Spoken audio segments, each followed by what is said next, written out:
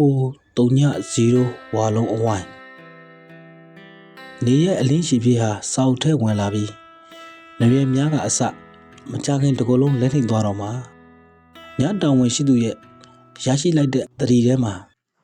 မေးလျော့နေတဲ့နေလိုထက်သန်မှုလည်းမရှိလက်ကြောကမတင်းအမောမလုံတဲ့6ပြည့်ကင်းတွေ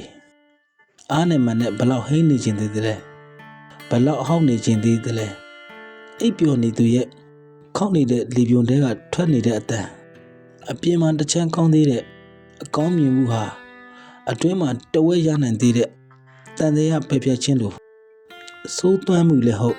စိတ်သက်စီကံနဲ့ညံဖြင်းလမ်းမေးဆိုင်ဖို့တွေကိုဖြစ်စီပစ်ပေါက်သွားတဲ့လက်သက်မရှိမွေးလာသူရဲ့ပတ်သက်စရာပစ္စည်းတွေအလင်းရောင်တဲ့ထင်ရှားနေပေမဲ့အမောင်ထဲမှာကျုံဝင်သိငယ်သွားကြပြီနေရမှာအတန်တန်ဖြတ်သွားတဲ့အရေးတွေလိုကြာလာတော့အညိုအမဲဆွဲလာတဲ့ဖြစ်နိုင်ခြေထဲမှာနက်နဲ့လာမယ်ကားကအရှိန်ဟုန်နဲ့ပြည့်နေတော့ဒီခိုက်တန့်ဒီချင်းရဲ့ဟိုဘက်မှာလူဆိုတာမျိုးကတိတ်ဆိတ်နေတဲ့ဟော်လိုခမ်းပါတယ်အတန်တစ်ခုကြားရောက်သွားတယ်လို့ပြီးရင်တော့ပြန်လဲတိတ်ဆိတ်သွားတတ်တာမျိုးကြားရောက်ခေါင်းစဉ်ကအပေါ်မှာအစမှာလူသားရဲ့သဘာဝတရားအောက်မှာတော့လှုပ်သားရဲ့အမည်အလယ်မှာလှုပ်သားကြိုးစားထားသမျှဝင်းမြင့်